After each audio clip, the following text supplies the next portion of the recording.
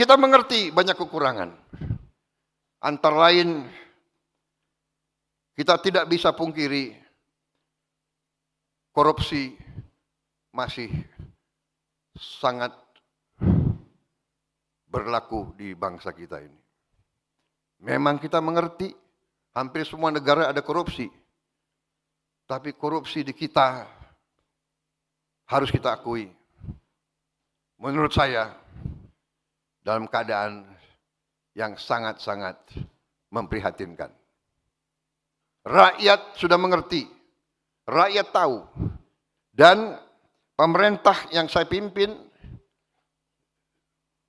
saya sendiri sebagai mandataris, penerima mandat dari rakyat, penerima kekuasaan dari rakyat, saya bertekad untuk memenuhi janji dan sumpah saya kepada bangsa dan rakyat Indonesia.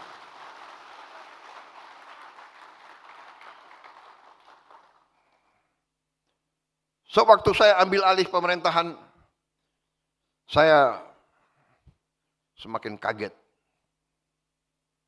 Saya tidak menduga parahnya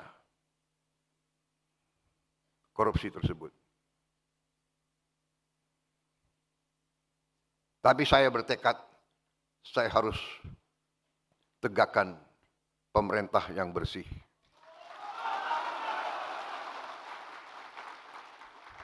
Hanya dengan pemerintah yang bersih, Indonesia bisa bangkit.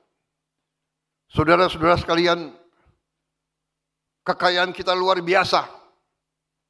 Tapi kita harus akui kelemahan dari elit kita. Kelemahan dari mereka-mereka yang kita anggap pinter dan cemerlang, ternyata kalah pinter dengan koruptor dan penipu-penipu dan manipulator-manipulator.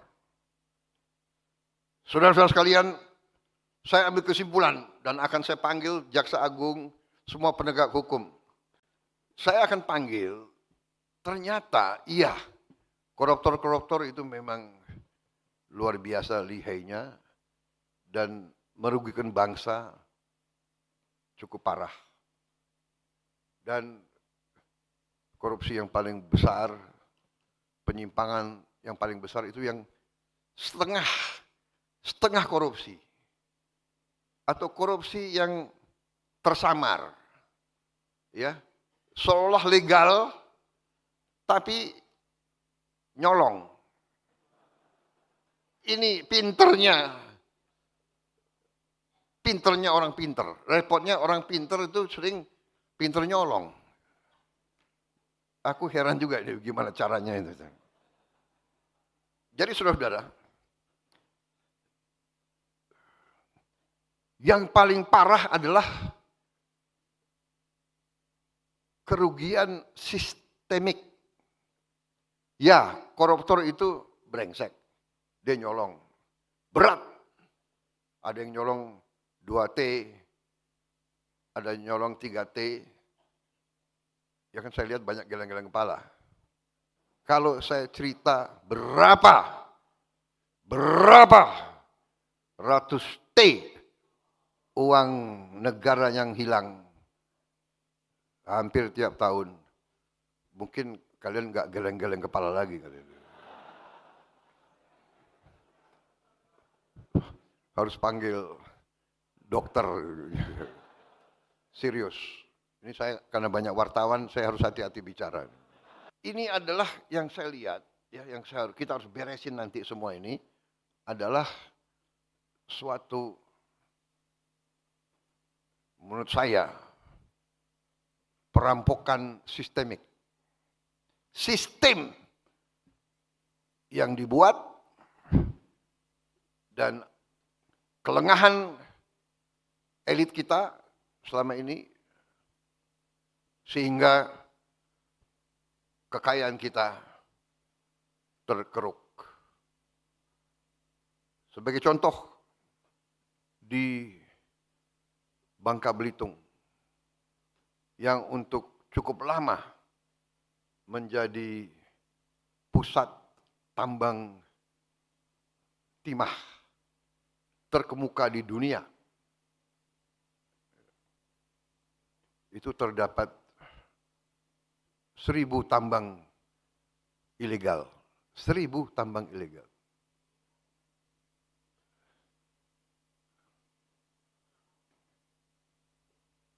Mulai tanggal 1 September kemarin, saya perintahkan TNI, Polri, Bea Cukai bikin operasi besar-besaran di Bangka Belitung. Menutup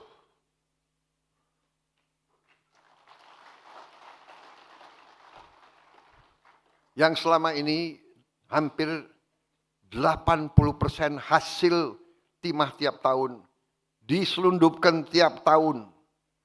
80% timah kita tutup dan nyelundupnya macam-macam. Ada yang pakai kapal, ada yang pakai ferry, ada yang pakai. Sekarang tutup. Tidak bisa keluar. Sampan pun tidak bisa keluar. Kita perkirakan September, Oktober, November, Desember kita bisa selamatkan 22 triliun.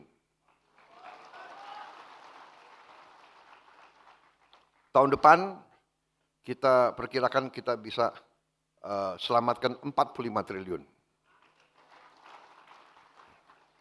Dari 2 pulau ini saja. Tetapi yang lebih merisaukan tapi juga memberi harapan, ternyata limbahnya memiliki nilai yang sangat tinggi. Karena limbahnya ternyata berisi mineral-mineral yang disebut tanah jarang, rare earth. Jadi saudara-saudara, mungkin pejabat-pejabat kita tidak mengerti, dia kira limbah. Padahal tanah jarang. Makanya ini sekarang saya perintahkan Bea Cukai itu harus merekrut beberapa ahli-ahli kimia supaya ngecek. Dia lihat pasir, padahal ini pasirnya nilainya luar biasa. Saudara-saudara, di banyak bidang sama. Nikel, batu bara, boksit, hampir semua. Terdapat tambang-tambang ilegal yang sangat besar dan sangat banyak. Ini saya perintahkan untuk segera ditertibkan, dibersihkan. Tambang ilegal ditutup atau diambil alih untuk negara. Saudara-saudara sekalian,